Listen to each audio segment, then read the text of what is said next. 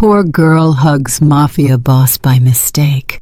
Furious, he took her home, instantly fell in love, and made her his wife.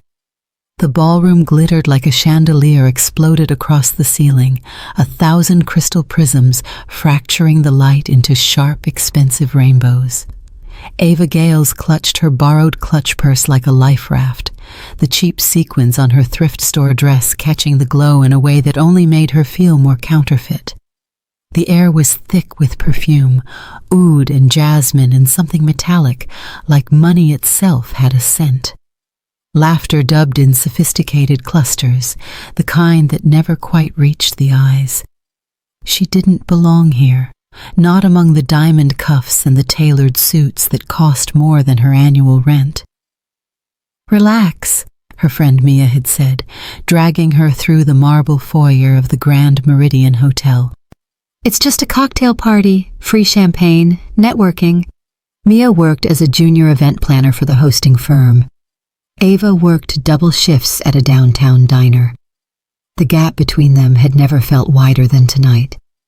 Ava tugged at the hem of her black dress, knee-length, the only thing in her closet that passed for formal. She'd paired it with scuffed heels she'd polished 3 times. Mia had disappeared 20 minutes ago, swallowed by a swarm of investors. Ava hovered near a potted fern, pretending to study the abstract painting on the wall. Just stay invisible, she told herself. Smile, nod, leave. But the crowd had other plans. A waiter swept past with a tray of champagne flutes, and Ava stepped back, a little too fast. Her heel caught the edge of the Persian rug. The world tilted. She windmilled, clutch flying, and collided with a wall. Not a wall, a man. Broad shoulders filled out a midnight blue suit like it had been forged around him. The impact jolted through her palms as she grabbed for balance, her fingers splaying across a chest that felt carved from granite. For a heartbeat she was pressed against him. The heat of his body, the crisp scent of cedar and gun oil, the thunder of a pulse beneath her hand. Then she looked up. Andrea Conti stared down at her with eyes the color of winter storms, gray ringed in black, unblinking. His jaw was a blade, shadowed with a day's growth. The room's noise dimmed, as if someone had turned down the volume on the world. She felt every inch of the 6+ feet separating their heights, the way his stillness radiated menace. I'm so sorry," she stammered, yanking her hands back as if burned. "I tripped. I didn't mean." His hand shot out, iron fingers clamping her wrist, not painful but absolute. "You touched me."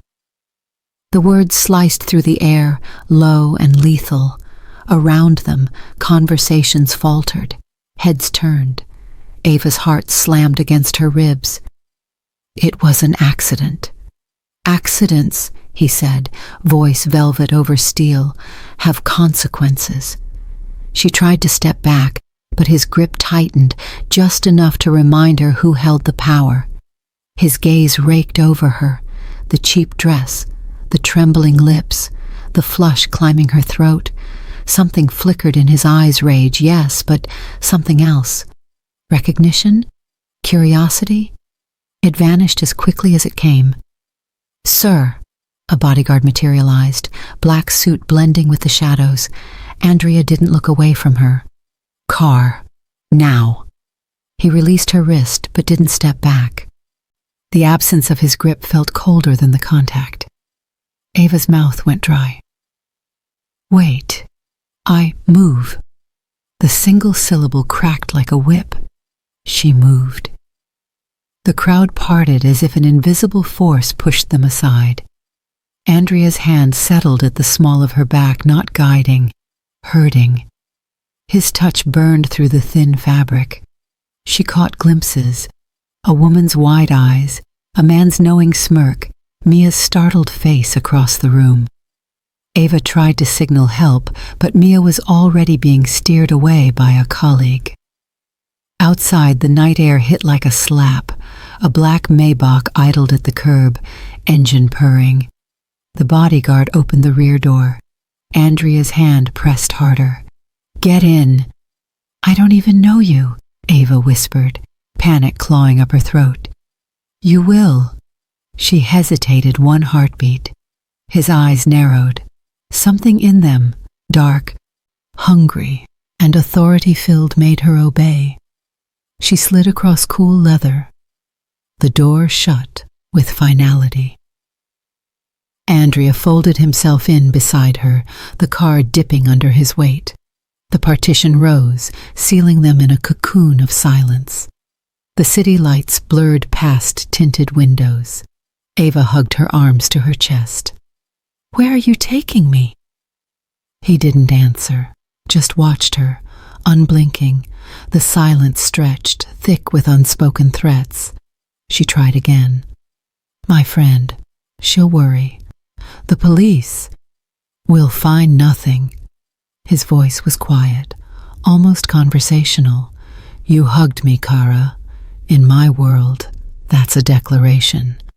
"I didn't hug you. I fell." Semantics. He leaned forward, elbows on knees.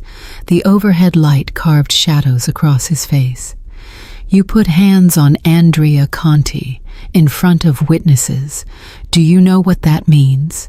She shook her head, throat tight. "It means you're either very brave," he murmured, "or very stupid." The car turned onto a private drive, gates swinging open soundlessly. Floodlights revealed manicured lawns, stone fountains, a mansion that looked more fortress than home. Ava's stomach dropped. Andrea's gaze never left her. "Tonight, you learn the difference." The car stopped. Doors opened. Guards flanked them silent, expressionless. Andrea stepped out, then extended a hand. Not an offer, a command. Ava stared at it.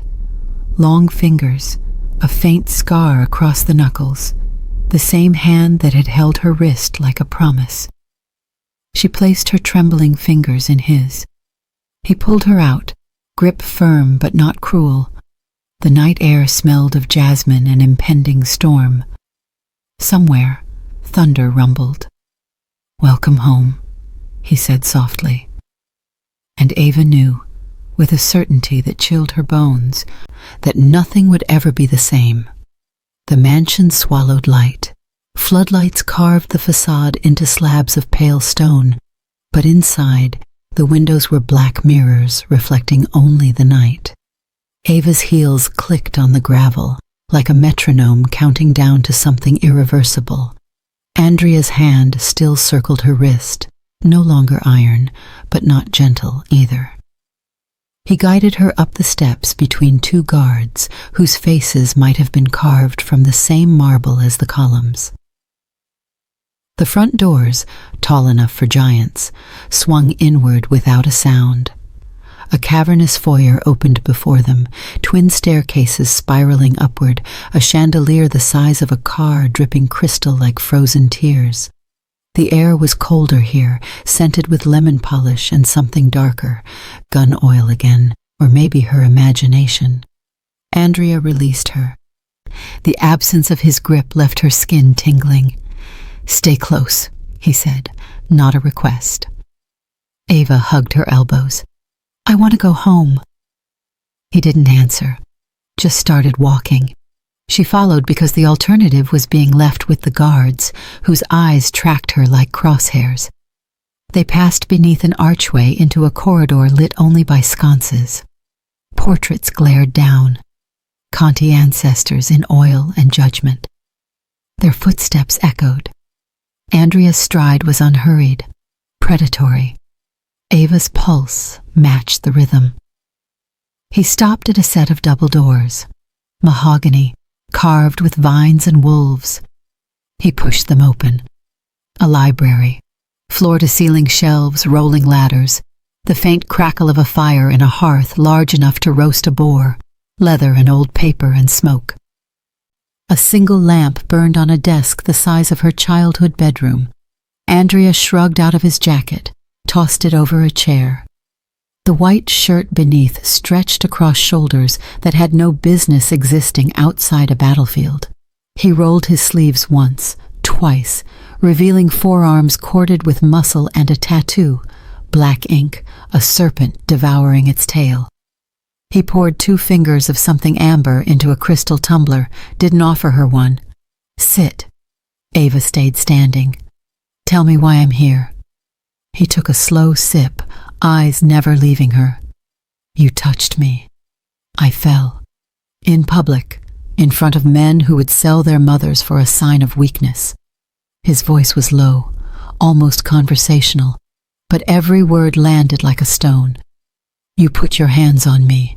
That makes you a message. I decide what the message says. Ava's knees threatened to buckle. She locked them. So send me home with a warning. I won't tell anyone. A humorless smile ghosted across his mouth. You think this is about police reports. He set the glass down with deliberate care. You're collateral now. Collateral for what? He didn't answer, just studied her the way a chess player studies a piece that wandered onto the wrong square. Ava's skin prickled. She took a step back, bumped into a side table. A porcelain figurine wobbled. She steadied it with shaking fingers. Andrea's gaze flicked to the motion, then back to her face. Something shifted in his expression, too fast to name. You're afraid, he said. Terrified, she snapped. The truth tasted like metal. Good. He crossed the room in 3 strides, stopping just short of touching her, close enough that she smelled cedar and whiskey on his breath. Fear keeps people alive in my world, not mine. Your world ended the moment you grabbed me. His voice dropped. Now, you're in mine. Ava's chin lifted. Then explain the rules. Surprise flickered in his eyes, gone as quickly as it came. Rule 1, don't touch me again. Rule 2, don't lie. Rule 3.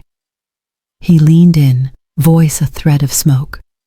Don't make me regret keeping you breathing. Her heart slammed against her ribs. And if I break them? He didn't answer, just reached past her to open a drawer, pulled out a small silver phone, thumbed a text. The fire popped. Somewhere in the house, a clock chimed once, half past something she no longer cared about. Footsteps approached. A woman in a severe black dress appeared in the doorway, 40s, iron gray bun, eyes like a hawk. Signora Ricci will show you to your room, Andrea said. You'll stay there until I decide what to do with you. Ava opened her mouth to argue. He turned away, dismissing her as thoroughly as a slammed door. Signora Ricci's grip on her elbow was surprisingly gentle. This way, signorina. The corridor blurred. Ava's legs moved on autopilot. Up the left staircase, down a hallway lined with more doors than she could count. Portraits again. This time women in gowns, all with Andrea's storm-gray eyes. Signora Ricci opened a door at the end. A bedroom the size of Ava's entire apartment. 4-poster bed, silk drapes the color of midnight, a fireplace already lit. A tray waited on a side table, tea, sandwiches cut into perfect triangles, a single red rose in a crystal bud vase. Bathrooms through there, the woman said. Fresh clothes in the wardrobe. Ring the bell if you need anything. She paused. Do not try the windows. They're alarmed. The door closed. The lock clicked. Ava stood in the middle of the room, pulse roaring in her ears. She crossed to the window anyway. 3rd floor. Bars disguised as decorative ironwork. Beyond, the estate stretched into darkness. Lawns, hedges, the glint of a pool under security lights. No gates in sight. She sank onto the bed. The mattress sighed like it pitied her. The rose stared from its vase, blood-bright. Downstairs, Andrea stood at the library window, watching the lit square of her room. The whiskey burned forgotten in his hand. He hadn't been touched, not without permission. In 8 years, not since the night his father's blood soaked a warehouse floor, and Andrea learned that closeness was a blade turned inward. Her hands had been soft, clumsy, real. He drained the glass, set it down too hard. Crystal cracked. Upstairs, Ava curled on the bed, fully dressed, shoes still on, and whispered into the dark. "What have I gotten myself into?" The mansion didn't answer. But somewhere, a wolf howled. Or maybe it was just the wind. Ava woke to the smell of coffee and the soft click of a door closing. Sunlight slanted through gauzy curtains, striping the bed in gold. For one disoriented heartbeat, she thought she was home. Then the silk sheets, the vaulted ceiling, the faint scent of jasmine registered. Not home, Andrea Conti's fortress. She sat up too fast. The room spun. Her dress was wrinkled, shoes still on, hair tangled. The tray from last night sat untouched on the side table. Someone had replaced it with breakfast. Warm croissants, strawberries glossy with sugar, a silver pot steaming beside a porcelain cup. A folded note lay beneath the rose, now joined by two more, deeper red. Eat. You'll need strength. No signature. None needed. Ava's stomach growled traitorously. She ignored it. She crossed to the wardrobe instead. Rows of clothes hung in perfect formation. Dresses, cashmere sweaters, silk blouses, all in her size. Someone had measured her in her sleep. The thought made her skin crawl. She chose the plainest thing she could find. A soft gray sweater and black leggings. Hen showered in the marble bathroom, scrubbing until her skin stung. The mirror showed a stranger, pale, wide-eyed, a bruise blooming on her wrist where Andrea had held her. She pulled the sleeve down. When she emerged, Signora Ricci waited with a polite knock. "Signore Conti requests your company in the East Salon. 10 minutes. Ava's heart lurched. "Requests or commands?" The woman's mouth twitched, almost a smile. With him, they are the same. The East Salon was all windows and winter light, white sofas, glass tables, orchids in porcelain bowls. Andrea stood at the far end, back to her, speaking into a phone in rapid Italian. He wore charcoal today, sleeves rolled again. The serpent tattoo flexed as he gestured. He ended the call without turning. "Sit." Ava stayed by the door. "I'm not a dog." His head tilted. "No, dogs obey faster." He faced her fully. "Sit, Ava." The sound of her name in his mouth did something strange to her spine. She perched on the edge of a sofa, hands clasped tight. He studied her for a long moment. "You didn't eat." "I'm not hungry." "Liar." He crossed to a sideboard, poured coffee into a cup, black, no sugar, and set it in front of her. "Drink." She didn't touch it. "When can I leave?" "When I say." "That's not an answer." "It's the only one you get." He sat opposite, legs stretched, utterly at ease. "Tell me about yourself." The question blindsided her. "Why?" "Because I want to know what kind of woman crashes into a stranger and lives to regret it." Ava's laugh came out brittle. "Poor waitress. One roommate who thinks I'm at a networking event. That's the highlight reel." "Family?" "Dead." The word slipped out before she could stop it. Something flickered in his eyes. "How?" "Car accident. I was 12. She swallowed. "Why does it matter?" "It doesn't." But his tone said otherwise. He leaned forward. "You live alone?" "With Mia. She'll call the police." "They'll find nothing." He said it gently, almost kindly. "Your phone?" "In my clutch, at the hotel." "Already handled." He stood, restless. Paced to the window. "You're safe here." "Safe?" She surged to her feet. "You kidnapped me." "I relocated you." He didn't turn. There's a difference. Explain it to me then. Her voice cracked. Because from where I'm standing, I'm a prisoner. He faced her. Your leverage. For what? Silence. Then, myself. The answer stunned her. That doesn't make sense. It will. He moved closer, slow. Last night, men saw you touch me. They'll talk. They'll test. If I send you back untouched, they'll come for you to hurt me. He stopped an arm's length away. Here, no one touches what's mine. I'm not yours. You are, until I decide otherwise. His gaze dropped to her wrist, the bruise. Something dark crossed his face. He reached out, then stopped, hand hovering. Did I do that? Ava's pulse stuttered. You grabbed me. He withdrew, jaw tight. It won't happen again. The promise hung between them, absurd and heavy. Ava's anger deflated into confusion. You're protecting me from your enemies, right? Something like that. Then let me go. I'll disappear. Change my name. No. The word cracked like ice. You stay. She wanted to scream. Instead, she sank back onto the sofa, exhaustion crashing over her. What happens now? You live here. You're guarded. He searched for the word. Safe. Like a bird in a cage. Like a queen in a fortress. He turned away. Lunch at 1, dinner at 8. You'll join me. And if I refuse? His smile was small, sharp. Try it. He left without another word. The door closed softly. Ava stared at the coffee cooling between them. Days blurred.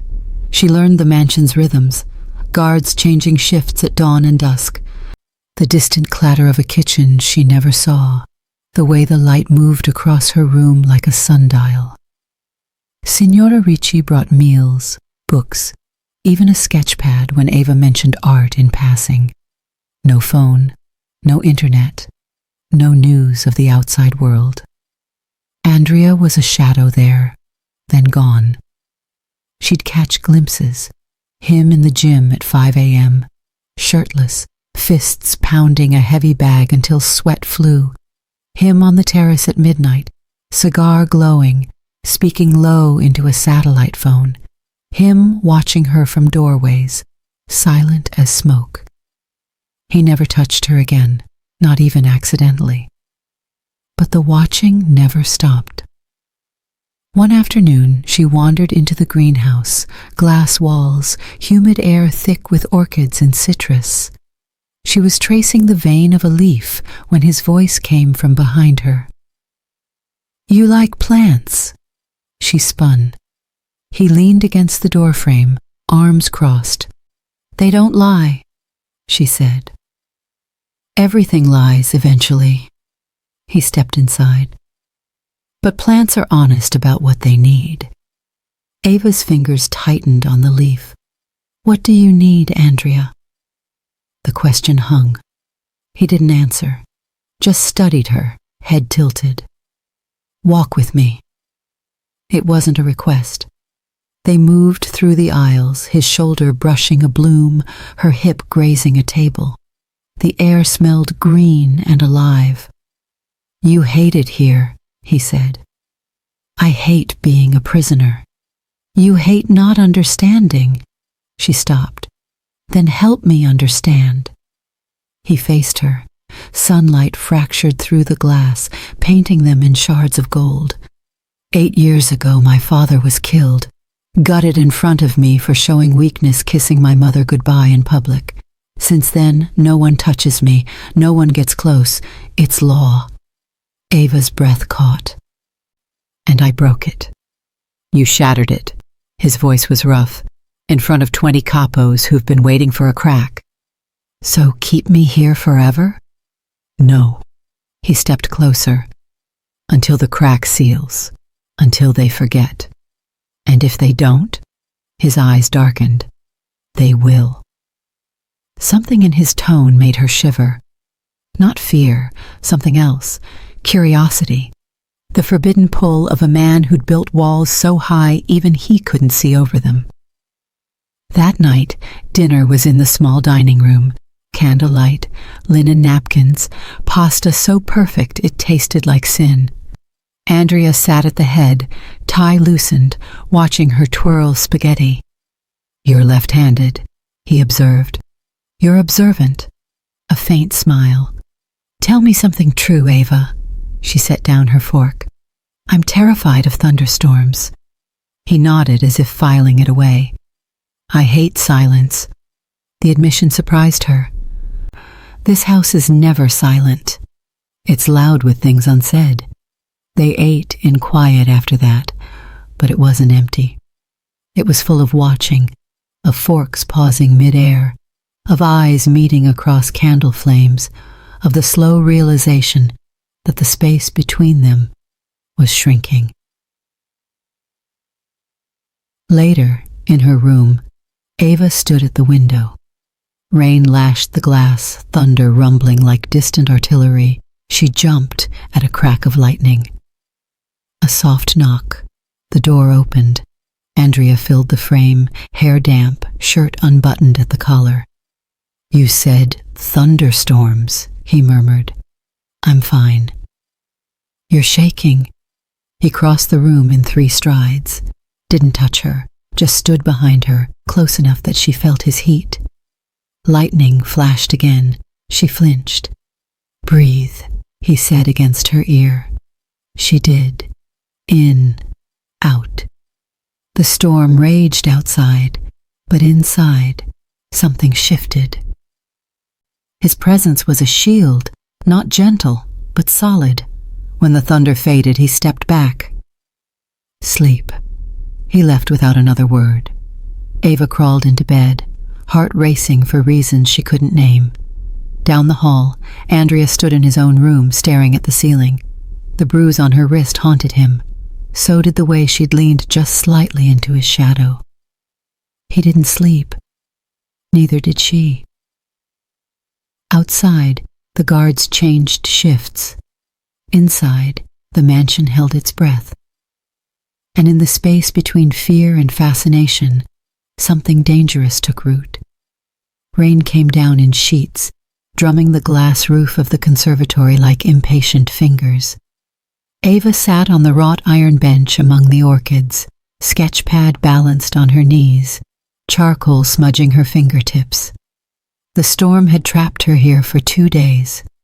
No walks in the garden, no escape to the library, just the endless green hush and the scent of wet earth. She was drawing the serpent tattoo from memory, the way the ink coiled around Andrea's forearm, the tiny break in the scales where a scar interrupted the line. She didn't hear him enter. "Obsessed," he said. Ava startled, charcoal streaking across the page. Andrea stood in the doorway, rain-dark hair, white shirt clinging to his chest. No jacket, no pretense. "I'm bored," she lied. He crossed the tiled floor, boots silent, took the pad from her unresisting fingers, studied the sketch. "You missed the break." "I know." She reached to take it back. He held it higher. "Show me." Ava hesitated, then stood, took the charcoal from his hand, careful, no skin contact, and shaded the scar until the serpent looked wounded. Alive. Andrea watched her face, not the drawing. "You see more than you say. Occupational hazard. Waitresses read people." He gave the pad back. Their fingers brushed. This time, he didn't flinch. Neither did she. Thunder rolled. The lights flickered. "Power goes out sometimes," he said. "Generator kicks in." "I noticed." She hugged her arms. "You came to warn me?" "I came to talk." Ava laughed short, incredulously. "You don't talk. You dictate." "Tonight I talk." He gestured to the bench. "Sit." She did. He remained standing, hands in pockets, rain dripping from his hair onto the tiles. "Ask," he said. Ava blinked. "Anything?" Anything. The question tumbled out before she could stop it. Why do you hate being touched? His jaw flexed. For a moment she thought he'd leave. Then he sat, not beside her, but on the low stone rim of a fountain, elbows on knees. My mother used to hug me in public, he said, every Sunday after Mass. My father warned her, said it made him look soft. She laughed, said love wasn't weakness. His voice was flat, but his knuckles were white. One night, rivals took them both, made me watch, told me every embrace was a debt, paid in blood. Ava's throat closed. I'm sorry. Don't. He looked at her. Pity is useless. Then what do you want? He considered. Understanding. The lights died. Darkness swallowed them, broken only by lightning flashes. The generator hummed but didn't catch. Rain roared. Ava's pulse spiked. She hated the dark almost as much as thunder. A match flared. Andrea lit a candle from a nearby table, small flame, steady hand. The glow painted his face in gold and shadow. Better? He asked. She nodded. He set the candle between them like a truce. Your turn. My turn? Something true. Ava picked at a loose thread on her sleeve. I used to draw to escape. After the accident, my aunt said it was morbid, sketching crash scenes.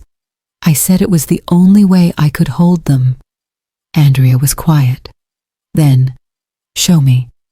She flipped to an older page, creased, worn, a charcoal study of twisted metal and headlights in rain, 2 figures in the front seat, faces blurred but hands clasped.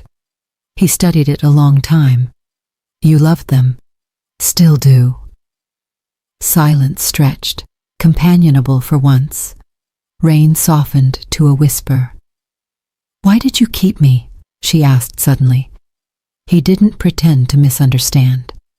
At first, to control the narrative. A woman touches Andrea Conti and disappears.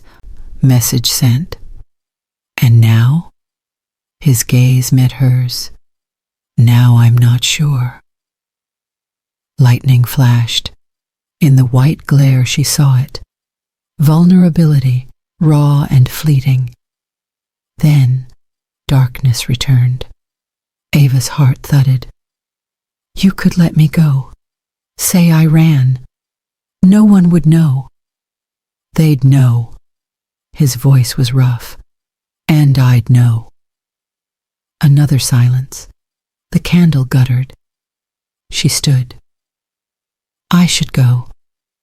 He rose too, blocking her path without touching. One more truth. Ava waited. I lied, he said. I don't hate silence.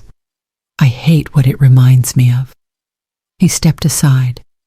She passed him, close enough to feel his heat. At the door she paused. Andrea? He looked back. Thank you. For the candle. He inclined his head. She left. Later, in her room, Ava couldn't sleep. The storm had passed, but electricity hummed under her skin. She slipped into the hallway barefoot, drawn by instinct. The library door was ajar. Candlelight flickered within. Andrea sat at the desk, head in hands, a bottle of scotch half empty, the serpent tattoo stark against his forearm. He didn't look up when she entered. Can't sleep? Thunder. She hovered. May I? He pushed a chair out with his foot. She sat. They didn't speak, just breathed in the same space. After a while, he poured 2 fingers into a second glass, slid it across. Ava sipped. Fire down her throat. Tell me something that scares you, she said. He stared into his glass. Losing control.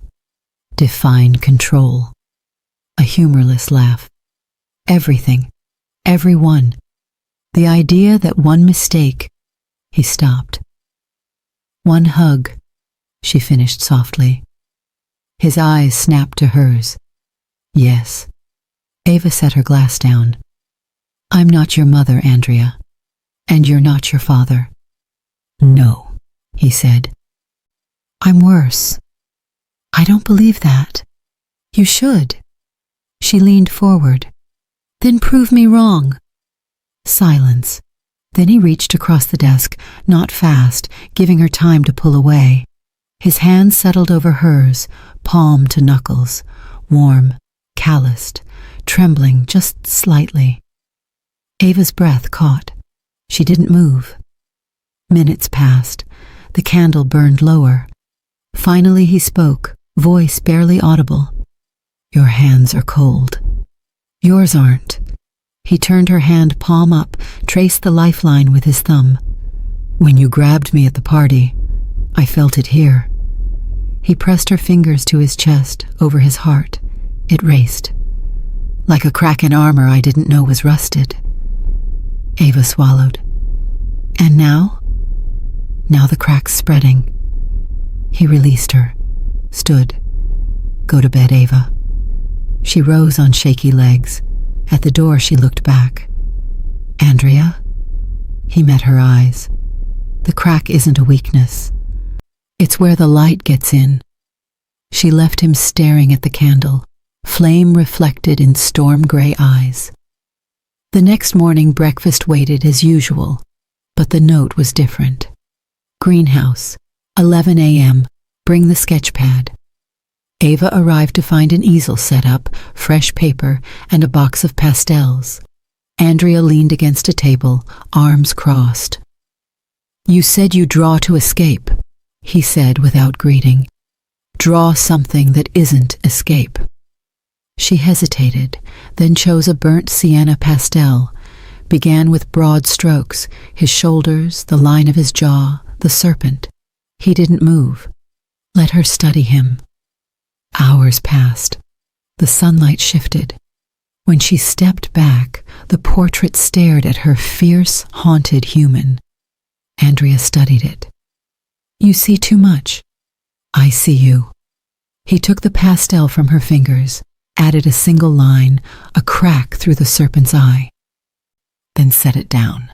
Tomorrow, he said. Same time. It wasn't a command. It was an invitation. That night, Ava fell asleep with charcoal under her nails and the ghost of his heartbeat under her palm. In his room, Andrea traced the crack he'd drawn, wondering when armor had become cage. The mansion settled around them, quieter than it had ever been. The night was too still. Ava lay awake, counting the chimes of the grandfather clock down the hall. 1, 2, 3. The house slept, or pretended to. She had learned its creaks, the soft pad of a guard's boots every 20 minutes, the way the wind worried the old gutters. Tonight the silence felt loaded. She sat up. The sketch pad lay open on the nightstand, Andrea's face in charcoal. The crack through the serpent's eye now shaded into a tear.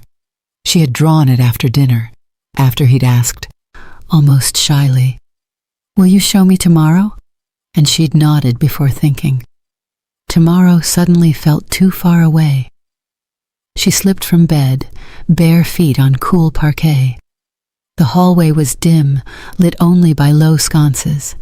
She moved like a thief, guided by instinct and the pull she could no longer name. His door was at the far end, double mahogany, no guard tonight. She pressed her palm to the wood, listened.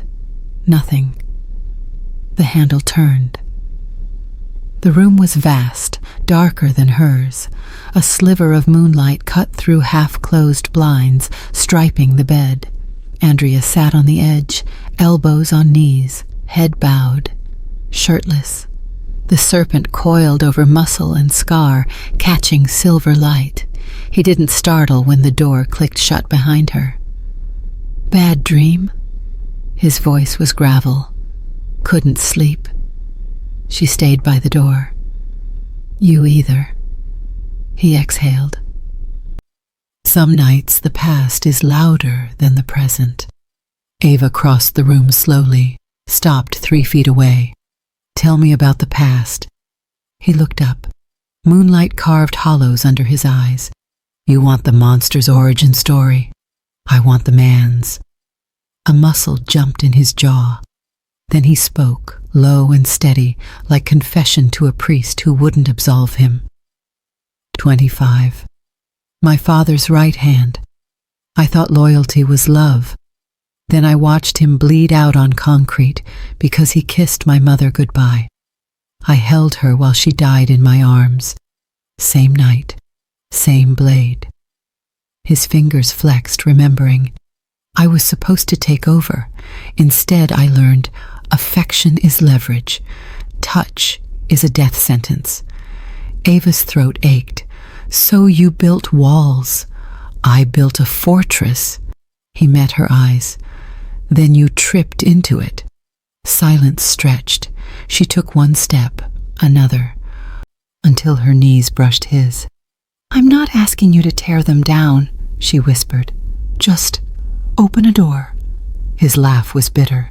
"Doors let things in and out." "Things like what?" He stood abruptly, towered over her. "Like this." His hand rose, hovered near her cheek, trembling. "I don't know how to want without destroying." Ava didn't flinch. She lifted her own hand, slow, and laid it over his heart. The muscle leaped beneath her palm. "You're not destroying anything right now." His breath hitched. "I grabbed you that night, left bruises. You were scared. I was furious." His fingers finally settled feather light against her jaw. "Still am. At myself." "For what?" "For this." He traced the line of her cheekbone, the curve of her lip. "For wanting to keep you when I should let you go. For dreaming of your hands when I swore I'd never." He broke off, jaw clenched. Ava turned her face into his palm. "Dreams aren't crimes. They are when I'm the criminal." She rose on tiptoe. Not a kiss, just forehead to forehead, breath mingling. "Then arrest me too." His arms came around her slowly, carefully, as if she might shatter. She felt the tremor in his shoulders, the way he fought himself even as he pulled her closer. Ava slid her arms around his waist, palms flat against the heat of his back. He stiffened, then exhaled, a sound like surrender. Minutes, or hours, the moon shifted. When he spoke, his voice cracked. "I killed the man who touched my mother. With my hands. I was 17. Ava's arms tightened. "You were a child. I was a weapon." He buried his face in her hair. "Still am. Not tonight." He pulled back just enough to see her face. "What am I tonight?" She answered by pressing her lips to the corner of his mouth. Soft, chaste, a promise rather than a claim. He went rigid, then melted, hands sliding to cradle her skull. The kiss deepened, slow and reverent, tasting of salt and storm. When they parted, foreheads still touching, he whispered, "I don't know how to do this." "Me neither." She smiled against his lips. "We'll improvise." A sudden crash shattered the quiet glass, exploding somewhere below. Shouts, footsteps pounding. Andrea's body went from pliant to predator in a heartbeat. He set her aside, snatched a gun from the nightstand. "Stay here. Lock the door." He was gone before she could protest. Ava stood frozen, pulse roaring. Another crash, a gunshot muffled but unmistakable. She ran to the door, cracked it. The hallway was chaos, guards running, lights strobing red from an alarm she hadn't known existed. Andrea's voice barked orders in Italian. Another shot. She should hide. Instead, she followed the noise. Down the grand staircase past the library, door splintered. Inside, 2 guards down, blood pooling on Persian silk. A third wrestled with a masked figure. Andrea fought another, brutal, efficient. Fists, elbows, the glint of a knife. The masked man lunged. Andrea twisted, took the blade across his ribs, didn't flinch, disarmed the attacker with a sickening crack, pressed the gun to his temple. "Chiti ha mandato?" he snarled. The man spat blood. "Il tuo punto debole è una ragazza." Andrea's eyes flicked up, met Ava's across the room. Fury and fear warred in them. He pulled the trigger. The body dropped. Silence fell, broken only by the drip of blood and the distant wail of sirens. His own, she realized. Reinforcements. Andrea strode to her, shirt torn, blood seeping through his fingers where he clutched his side. "I told you to stay." "I'm not good at obedience." His laugh was ragged. He cupped her face, searched it frantically. "Are you hurt?" "No." She touched the wound. "You are. Superficial." But his knees buckled slightly. Guards rushed in, shouting. He waved them off, eyes never leaving her. "You saw. I saw you protect your home. I saw you in danger because of me." His voice broke. "This is why."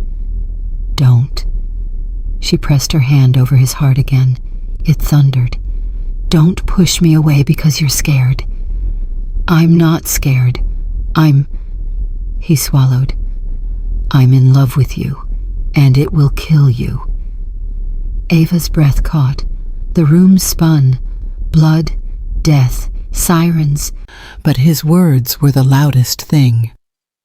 "Then teach me how to live," she said. He stared, stunned, then crushed her to him, careful of his wound, burying his face in her neck.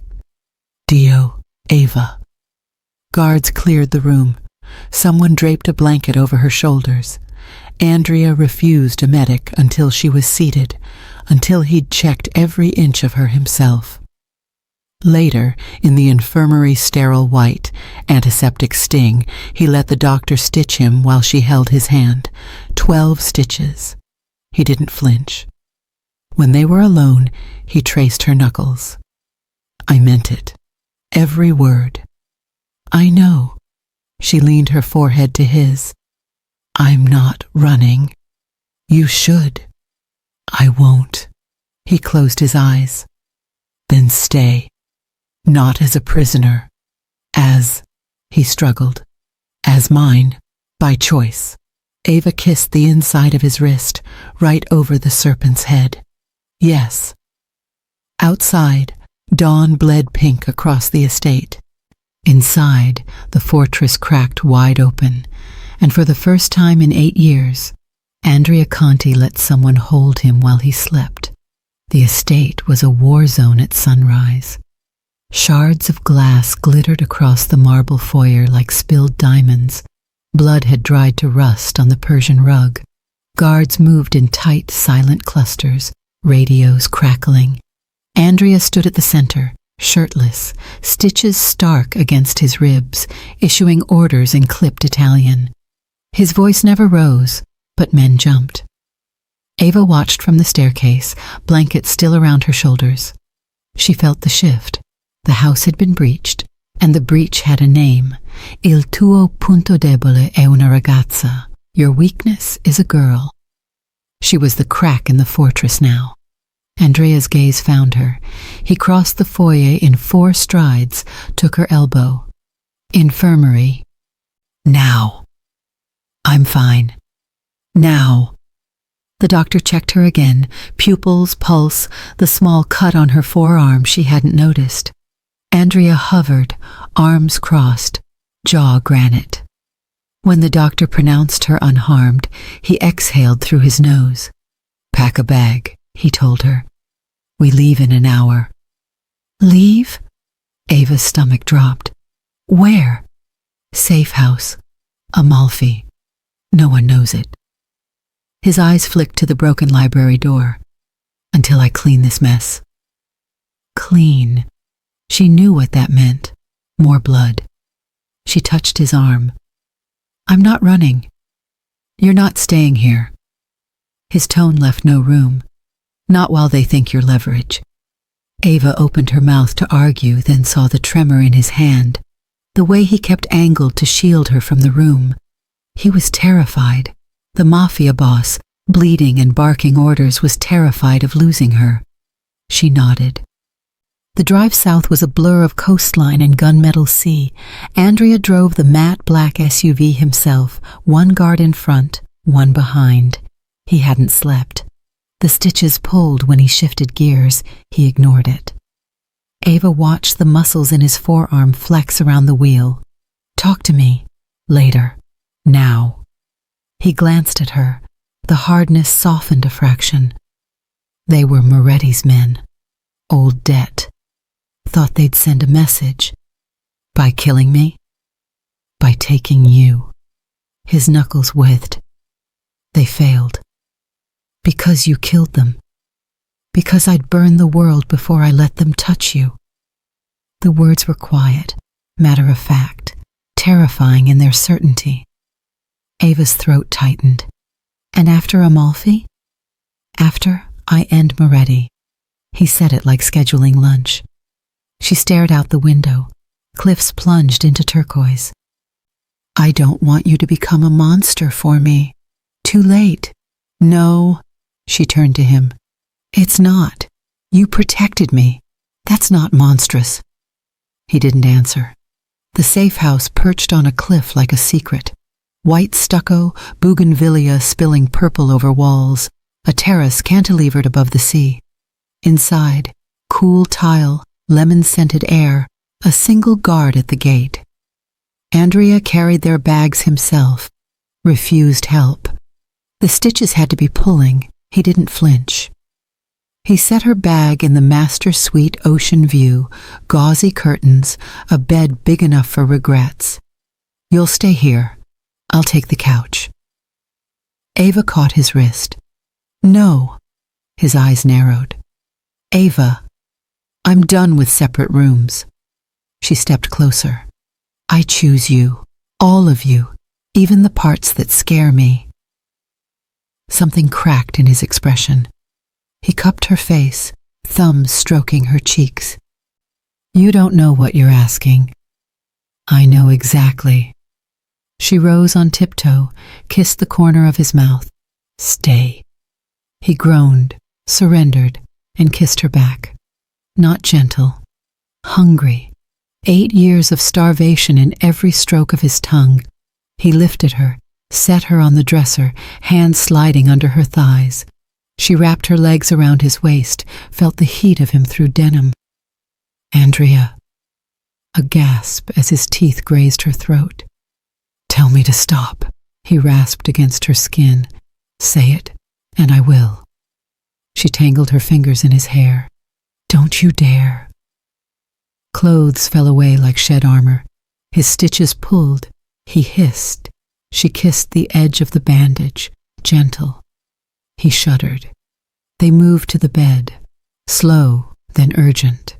He mapped every inch of her with hands and mouth, as if memorizing a country he'd never dared visit. When he entered her, it was with a reverence that broke her open. She clung to him, nails scoring his back, whispering his name like a prayer. After they lay tangled, sweat cooling, sea breeze drifting through open doors. His fingers traced idle patterns on her spine. I love you, he said into her hair. I fought it. Lost. Ava pressed her lips to his collarbone. Good. He laughed, soft, surprised. The sound rumbled under her cheek. Evening painted the terrace gold.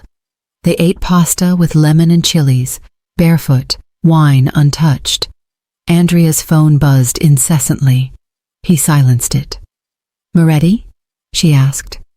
Handled. His eyes were calm. For now. Ava set her fork down. When we go back, what happens? We marry. He said it like the sky was blue. She blinked. Just like that? I claimed you the night you hugged me. Paperwork's a formality. He took her hand. thumb stroking her ring finger. But I want your yes, not fear, not captivity. Ava's heart stuttered. You're asking? I'm begging. The mafia boss, on one knee beside her chair, eyes fierce and vulnerable. Marry me, Ava Gales. Let me spend my life proving I'm worthy of the mistake that saved me. Tears blurred her vision. She slid into his lap, arms around his neck. Yes. He kissed her like a vow. Later, on the terrace, stars spilled across the sky. Andrea's phone buzzed again, urgent this time. He answered, listened, face hardening. Moretti's son, he said after hanging up. Wants a meet, neutral ground. Says he'll end the war if I give you up. Ava's stomach plunged. You won't. No. He pulled her close. But I'll end him. She cupped his face. Together. No more fortresses. No more cages. He rested his forehead against hers. Together. Below them, the sea crashed against the cliff, relentless, eternal, like the love that had survived its first test. And in the quiet before the storm, Andrea Conti held the woman who'd hugged him by mistake and whispered, Forever starts now. The Amalfi safe house had begun to feel like a dream. Salt air, lemon groves, the hush of waves at dawn. But dreams end. On the fifth morning, Andrea received the call he'd been waiting for. Moretti's son, Luca, had agreed to parley. Neutral ground. 1 hour. No guns. Andrea hung up, stared at the phone, then at Ava curled on the terrace sofa with coffee and a book she wasn't reading. We go home tonight, he said. She closed the book. And Luca? We'll learn the cost of touching what's mine. Ava set the cup down. I'm coming with you. No. The refusal was instant, iron. Yes. She stood. You said together. That means all of it. He crossed to her in 2 strides, hands on her shoulders. Ava, if this goes wrong, then I'm there to pull you back. She covered his hands with hers. I'm not a liability, Andrea. I'm your wife in every way but paper. Act like it. His jaw worked, finally. You stay behind me. You speak when I tell you. You run if I say run. Deal. She kissed him hard, claiming, But you come back to me.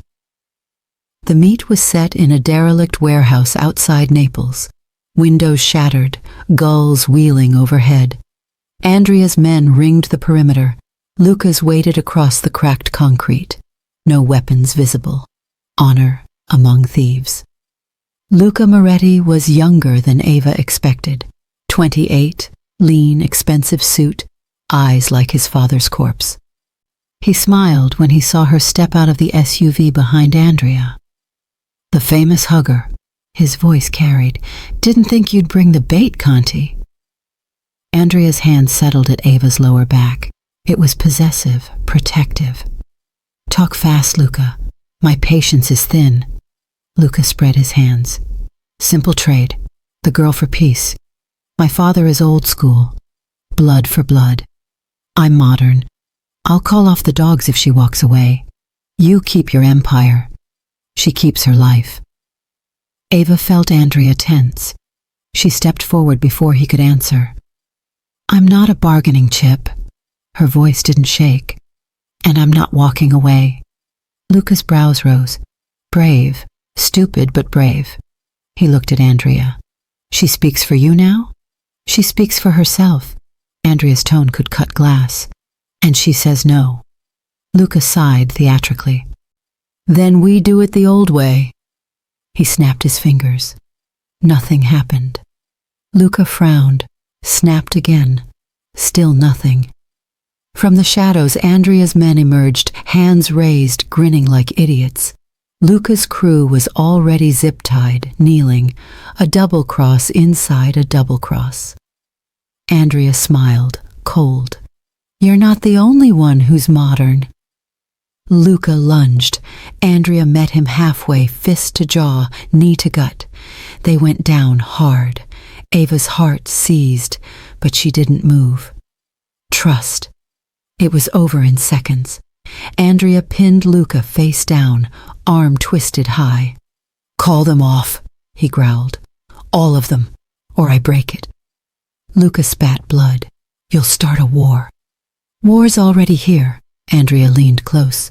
You made it personal when you sent men to my home, when you put a knife in my side, when you thought you could take her. Ava stepped forward, knelt so Luca could see her. End it. Luca, for your father, for your men, walk away. He stared at her, really looked. Something shifted behind his eyes. Defeat, maybe respect. Fine, he rasped. Truce, my word. Andrea released him. Luca stood, wiped blood from his lip and nodded once. His men were cut loose. They melted into the dusk without a word. In the SUV, Ava's hands shook. Andrea pulled over on a deserted stretch of coast, killed the engine. You okay? He asked. She laughed, wet, incredulous. I just negotiated with a mobster. You were magnificent. He cupped her face. But never again. Liar. She kissed him. We're a team now. He rested his forehead against hers. Marry me tomorrow. I already said yes. Say it again. Yes. Back at the mansion, preparations exploded. Signora Ricci transformed into a general. Flowers, caterers, a priest who asked no questions. Andrea's men stood taller, as if the truce had lifted a weight. Ava tried on dresses in her room, silk, lace, satin, until she found the one, simple ivory, off-shoulder, flowing like water. Andrea saw it and forgot how to speak. That night he came to her room, no pretense. I need to ask something, he said, voice rough, and I need the truth. She sat on the bed. Always. If this life, the danger, the blood, if it ever becomes too much, will you tell me? Yes. Promise you'll leave if you have to. I'll let you go. I swear it. Ava stood, took his hands. I promise, but I won't need to, because you'll change it with me. He exhaled, shaky. I've already started. Luca's truce holds. I'm pulling out of the worst trades, legitimate ports, clean money. It'll take time. I have time. She kissed his knuckles. We have time. He dropped to one knee, pulled a box from his pocket. Inside, a ring, platinum band, single diamond, flawless. Tomorrow, in front of God and my enemies, I make you my wife. Tonight, I make you my promise. He slid it on. It fit perfectly. Ava tugged him up, kissed him slow. Take me to bed, future husband. He did. Worshipped her with hands and mouth until she forgot the world outside existed. When they finally slept, it was tangled together, his ring glinting on her finger in moonlight. The morning of the wedding, Ava woke alone. A note on the pillow. Garden, now. She found him under the jasmine arbor, suit pants and white shirt, sleeves rolled, serpent tattoo catching dawn. He held a single red rose. I can't wait for the ceremony, he said. I need to say it now. Ava took the rose. Then say it. He took her hands. Ava Gales, you crashed into my life and refused to leave. You saw the monster and loved the man anyway. I was dead inside until you hugged me by mistake. I will spend every day proving I deserve the miracle of you. I love you. Today, tomorrow, always. Tears slipped down her cheeks. Andrea Conti, you kidnapped me and gave me a kingdom. You protected me with your life and trusted me with your heart. I choose you, scars, danger, forever. I love you more than words." He kissed her, soft, reverent. When they parted, he whispered, "Ready to make it official?" She smiled, born ready. The ceremony was small, fierce, and perfect. 50 guests, capos, cousins, Signora Ricci dabbing tears. Eva walked the aisle alone, rose in hand, eyes on Andrea. He stood at the altar like a man awaiting judgment and salvation at once. The priest spoke of love and commitment. They wrote their own vows. Andrea first. "I vow to tear down every wall for you, to build a life where you never fear the dark, to love you fiercely, gently, completely." Eva. "I vow to stand beside you in every storm, to remind you who you are when you forget, to love you even when you're impossible, especially then." Rings exchanged, kiss sealed, applause thundered. At the reception, under fairy lights and jasmine, Andrea pulled her close for their first dance. The band played something slow, Italian, heartbreaking. "Mrs. Conti," he murmured against her temple. "Mr. Conti," she teased. He spun her, dipped her low. "You own me." "Good," she kissed him, "because I'm keeping you." Later, when the guests were drunk on champagne and truce, Andrea led her to the library, repaired, rug replaced. He locked the door. "One more promise," he said, backing her against the desk. "Ours alone." He lifted her onto the wood, hands sliding under silk. "Here, where it started, I claim you again." Eva wrapped her legs around him. "Claim me forever." They did, urgent, reverent, laughing between gasps. When they finished, he held her close, heart to heart. "No more cages," he whispered. "No more fortresses," she answered. Outside, the mansion glowed. Inside, love, hard-won, unbreakable, lit the dark. The day broke gold over the Conti estate. Eva woke up in Andrea's arms, sunlight striping the bed through half-open shutters. His breathing was slow and steady. The serpent tattoo rose and fell with each exhale. She traced the crack she had drawn some weeks ago, now just ink, no longer a wound. He stirred, caught her wrist, kissed her palm without opening his eyes. "Morning, wife," he murmured. "Not yet," she whispered, smiling against his shoulder. "Give the priest an hour." He rolled her beneath him, lazy and warm. "Then we're late." They weren't.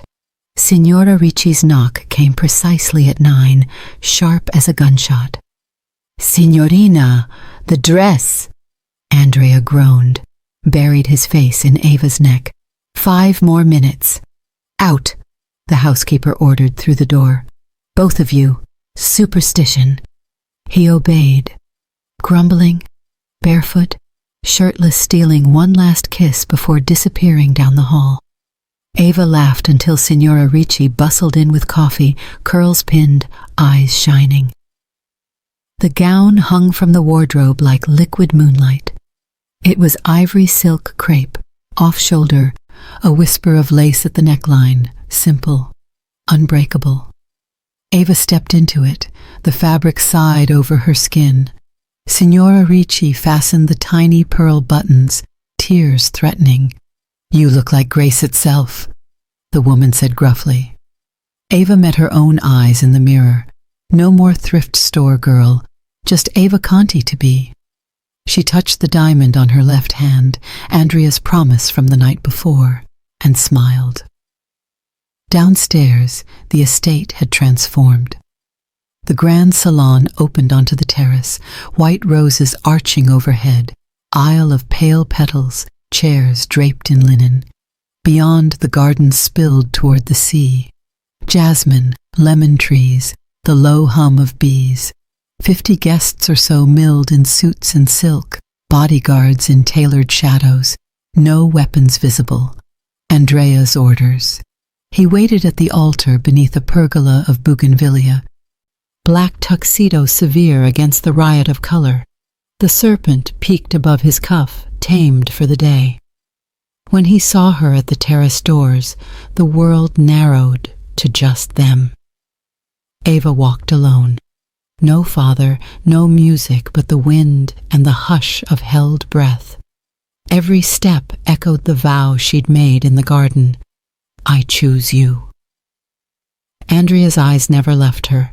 When she reached him, he took her hands like they were fragile and priceless. You're shaking, he whispered. So are you. He wanted to say something, but the priest had begun. Italian, then English, words of binding, of storms and shelter. They had written nothing new. The garden vows were enough. Rings slid home, platinum, etched inside with the date of the mistaken hug. Andrea's voice, when he spoke, was steady steel. I take you, Ava, in front of God and men who once called me untouchable. You are my heart outside my body. I will guard it with my life. Ava's tears slipped free. I take you, Andrea. Scars and strength in every dawn we haven't seen yet. You are my home. I will fight for it with everything I am. The priest smiled. You may kiss your bride. Andrea cupped her face gently, reverent, and kissed her like the first time and the last time and every time in between. The guests erupted. Somewhere a cork popped. Rice rained like confetti. The reception spilled across the terrace and lawns. Long tables groaned under platters of lobster ravioli, lemon-roasted lamb, towers of cannoli. A string quartet played Vivaldi. Later, a DJ would spin Sinatra for the old guard. Children, cousins, Capo's kids chased fireflies as dusk fell. Ava danced with everyone, Signora Ricci, who wept openly, Andrea's grizzled lieutenant Marco, who bowed like she was royalty, even Luca Moretti, who'd arrived late with a white rose and a nod of truce. You kept him human, Luca murmured as they swayed. My father would hate that. I don't. She smiled. Peace looks good on you. Andrea cut in without apology, hands sliding to her waist. She is mine. Luca laughed, hands up. Message received. The dance floor cleared for them alone. The quartet shifted to a slow, aching rendition of La Vie en Rose. Andrea pulled her close, one hand at the small of her back, the other cradling her head. Happy? He asked against her temple. Stupidly. He spun her, dipped her low. Guests cheered. When he brought her up, his mouth brushed her ear. You're mine, forever. Prove it later, she whispered. His eyes darkened. Count on it. Twilight deepened. Fairy lights flickered on, threading the trees like stars brought low. Ava slipped away to the library, new rug, repaired the door, the scent of leather and candle wax. Andrea found her there, leaning against the desk where they'd first shattered boundaries. He locked the door. Tradition, bride and groom steal a moment. She smiled. We're already married. Details. He crossed to her, lifted her onto the desk exactly as he had the night before. Silk pooled around her thighs. I promised you something here. His hand slid under the hem, slow, deliberate. Ava's breath hitched. Guests. We'll wait. He kissed her throat, her collarbone, the lace edge of her bodice. This is sacred. They moved together, urgent, reverent, laughing between gasps when her veil caught on his cufflink. He freed it gently, laid it aside like a relic. When she came apart in his arms, she bit his shoulder to muffle the sound. He followed with her name on his lips like a prayer. After, he held her close, both of them trembling. I lied earlier, he said into her hair. About? being untouchable. He pressed her palm to his heart. You ruined me for that the night you hugged me by mistake. Ava kissed the serpent tattoo. Good. I plan to keep ruining you. He laughed, free, unguarded. The sound echoed in the room where blood had once stained the floor. Later, under a sky thick with stars, they cut the cake. Lemon and almond, 5 tiers, sugar roses. Andrea fed her a bite, thumb brushing her lip. She smeared frosting on his nose. The crowd roared. Fireworks exploded over the sea. Andrea's final surprise. Gold, crimson, violet. Ava watched from his arms, veil fluttering in the breeze. Worth the wait? He asked. Worth everything. He turned her to face him, hands framing her face. Dance with me, one more. No music now, just the waves and the distant pop of lingering sparks. They swayed in the grass, barefoot, her dress glowing in the dark. Remember the first night? She asked. You said accidents have consequences. I was wrong. He kissed her forehead, her eyelids, her mouth. This was fate. Ava rested her head on his chest, listening to the heart that beat for her now. Then let's keep making fate. Above them, the last firework bloomed a perfect, endless circle. Below, the fortress stood open. No guards at the doors, no walls left to scale. Just love, fierce, forever, finally free. 1 year later, the Conti estate stirred awake under the golden haze of a Mediterranean dawn.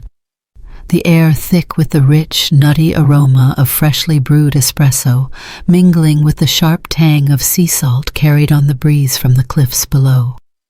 The villa, perched like a sentinel on the Amalfi coast, had transformed over the past 12 months from a fortress of shadows into a sanctuary of light. Terracotta tiles warmed by the rising sun greeted Ava's bare feet as she padded through the arched hallways, her sketchpad tucked under one arm. She wore Andrea's discarded white shirt, the fabric soft and oversized, hanging midway down her thighs like a casual dress. The collar gaped open, just enough to reveal the tip of her serpent tattoo, a swirling design she'd inked herself during their whirlwind courtship, a symbol of rebirth and protection. The terrace overlooked the vast expanse of the sea, where waves crashed against jagged rocks, scattering foam like confetti. The water glittered under the morning light, a mosaic of spilled sapphires stretching to the horizon. Andrea sat at the wrought iron table, his sleeves rolled up to his elbows, exposing the faint scars from old battles that now seemed like relics from another life. He scrolled through reports on his tablet, his brow furrowed in concentration, but the tension that once defined him had softened. The empire he commanded had evolved. Ports that once harbored illicit cargo now buzzed with legitimate shipments of olive oil and fine wines.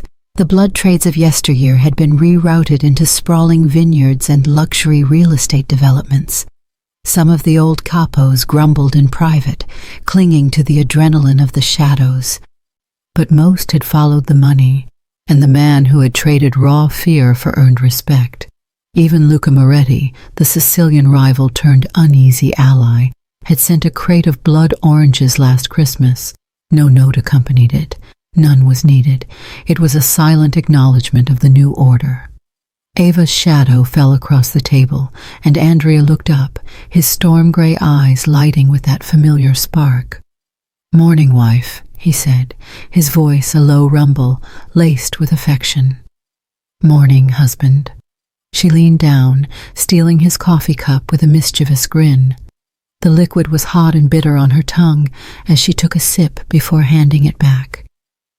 "Bitter, like your soul before me," he snorted, a rare unguarded laugh escaping him. In one fluid motion, he tugged her into his lap, his arms encircling her waist. "My soul's on vacation. You kidnapped it, remember? She laughed too, the sound bright and unrestrained against the quiet morning, echoing off the stone walls. A year of mornings like this, easy, unguarded, utterly theirs, had woven a tapestry of normalcy over their extraordinary lives. No more midnight escapes or whispered threats, just the simple rhythm of shared sunrises and stolen touches. Ava set her sketchpad on the table, flipping it open with a flourish. The pages were filled with charcoal studies, each one a captured moment of their life together. There was Andrea asleep. His mouth softened in repose, the lines of his face relaxed in a way she'd never seen before her. Another showed him laughing at something Marco, his loyal second in command, had said during a rare family dinner, head thrown back, eyes crinkled with genuine mirth. A third depicted him on the phone, eyes narrowed in focus, but no longer carrying the lethal edge that once made men tremble. The final page, however, was new. A tender portrait of him cradling a tiny bundle against his bare chest, the serpent tattoo curling protectively around a sleeping infant, as if guarding the future. Andrea stilled, his fingers hovering over the page. "When did you draw this?" "Last night. You were snoring like a bear in hibernation." She traced the lines with her fingertip, her voice softening. He studied it in silence, then gently touched the drawing, his thumb lingering on the serpent. "You kept the crack in it, the one from that night in the warehouse." "Always," she replied, resting her hand over his heart, feeling its steady beat. "It's where the light gets in, and where our daughter will come in." His breath caught, sharp and sudden. "You're 12 weeks." Her smile bloomed, tears pricking at the corners of her eyes unexpectedly. "I saw the doctor yesterday while you were in meetings. I thought I'd tell you with art, the way we communicate best." In an instant, he stood, lifting her with him in a gentle spin, careful not to jostle her, his face alight with awe. "A daughter.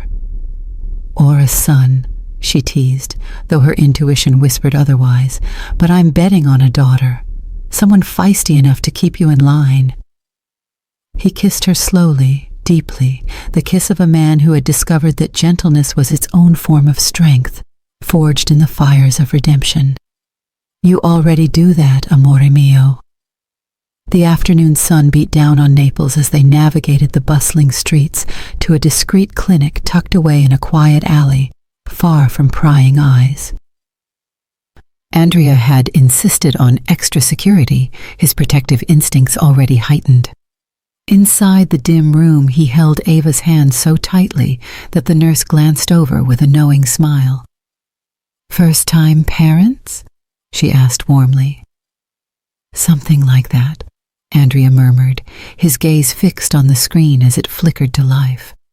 The ultrasound wand glided over Ava's gel-smeared belly, and there it was, a rapid, defiant heartbeat echoing through the speakers like a war drum. A tiny form appeared, limbs already kicking in protest or play, a spark of life defying the odds. "That's her," Ava whispered, her voice thick with emotion. "Or him," Andrea countered, but his eyes glistened with unshed tears, betraying the depth of his joy. The doctor printed the grainy image, and Andrea tucked it into his wallet like a priceless artifact, a contraband treasure from a world he once ruled with iron fists. As they stepped outside, the flash of cameras erupted, paparazzi swarming, tipped off by some anonymous leak about the former mafia boss turned family man. Andrea shielded Ava with his body, his expression turning lethal in an instant, a ghost of the old Andrea surfacing to protect what mattered most. His guards cleared a path swiftly, ushering them into the waiting SUV. "No more public clinics," he declared once they were safe inside, kissing her knuckles with a tenderness that contrasted his growl. "I'll buy the damn hospital if I have to." She laughed, leaning into him. "Overprotective already? The baby's not even here yet. Get used to it, he said, his hand settling possessively over her belly. This is my family now.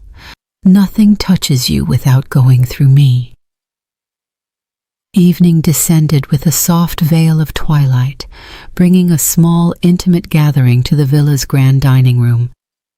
Marco arrived first, clapping Andrea on the back with brotherly affection, his usual stoic demeanor cracking into a grin. Signora Ricci, the estate's steadfast housekeeper who had become like a surrogate mother, bustled in with trays of antipasti, fresh mozzarella drizzled with balsamic, prosciutto-wrapped figs, and olives from their own groves. Luca Moretti followed, arm in arm with his new wife, Elena, an elegant woman from Palermo who had softened his edges much like Ava had Andrea's. A handful of trusted cousins rounded out the group, their laughter filling the space as candles flickered on the long oak table, casting warm glows on crystal glasses and silverware.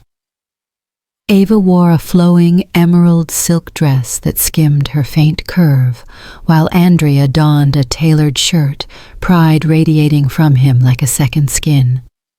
Luca raised his glass of Chianti, his voice booming. To Andrea Conti, the man who traded bullets for baby bottles. May your empire of diapers be as formidable as the old one. Laughter rippled through the room, light and genuine. Andrea's arm tightened around Ava's waist as he lifted his own glass. To the woman who made it all possible. Ava, you didn't just save me, you rebuilt us. The meal stretched into hours. Pasta al pomodoro made from garden tomatoes, grilled sea bass caught that morning, and tiramisu layered with espresso-soaked ladyfingers. Stories flowed, Marco recounting a botched heist from their youth that now seemed comical, Luca sharing tales of Sicilian weddings filled with superstition and song. Signora Ricci doted on Ava, pressing herbal teas into her hands and whispering old wives' tales about healthy pregnancies. As the guests departed under a canopy of stars, Ava and Andrea retreated to the terrace. She leaned against the stone balustrade, her hand resting on the subtle swell of her stomach, feeling the sea's rhythmic sigh below. Andrea stood behind her, his chin on her shoulder, his large palms covering hers in a protective cocoon. Scared? She asked, her voice barely above a whisper, directed at the dark, endless sea. Terrified, he admitted without hesitation, his breath warm against her ear. But it's the good kind, the kind that means I have everything to lose now. A year ago I had power, but no purpose. Now, this. She turned in his arms, her eyes searching his in the moonlight. You won't lose us. We're in this together, cracks and all. Promise? His voice held a vulnerability she'd only glimpsed in their most private moments. Cross my heart. She took his hand, pressing it firmly to her belly. A flutter responded. Tiny, fierce, like a secret Morse code. His eyes widened in wonder. That's ours, she finished, her smile radiant. He dropped to his knees then, pressing his ear to her stomach, listening as if it were the most sacred scripture. Ava threaded her fingers through his dark hair, the gesture intimate and grounding. Remember the first night? She said softly, the memory surfacing like a gentle wave. You called me collateral, a bargaining chip in your war. He looked up, moonlight silvering the planes of his face, highlighting the scar along his jaw. I was an idiot, blind to what was right in front of me. You were broken, she corrected gently. We both were, me with my art as my only escape, you with your empire as your cage. He rose, cupping her face in his hands. Now we're whole. You've given me more than I ever deserved. Fireflies drifted up from the garden below, Signora Ricci's anniversary gift, released every year to commemorate their wedding. They hovered around the couple like living blessings, tiny lights dancing in the night air. Andrea reached into his pocket, pulling out a small velvet box. Inside lay a delicate silver chain with a single charm, 2 tiny figures embracing in an eternal hug. "For the day she asks how we met," he explained, fastening it around Ava's neck with careful fingers. "The true version, not the sanitized one." Ava touched the charm, tears tracing warm paths down her cheeks. Poor girl hugs Mafia boss by mistake, and he spends the rest of his life thanking God for the accident. He kissed her then, tasting salt and promise, the sea whispering its approval below. "I love you, Ava Conti," he murmured against her lips.